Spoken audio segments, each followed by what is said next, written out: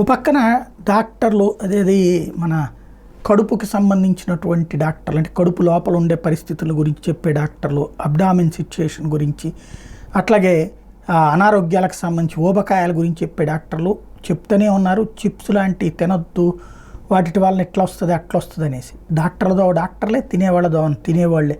దానికి సాక్ష్యం మెట్రో నగరాల్లో ఒకటైనటువంటి హైదరాబాదులో 2 కోట్ల ప్యాకెట్ల చిప్స్ 2024లో తిన్నారట.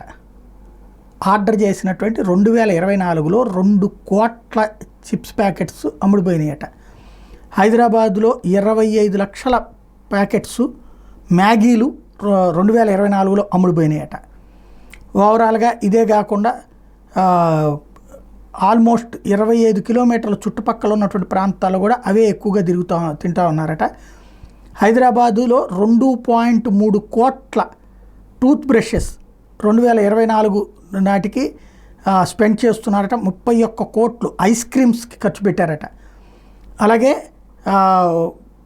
ఈ స్థాయిలో హైదరాబాదులో జరుగుతుందన్నటువంటి లెక్కల్ని చెప్పుకొచ్చారు.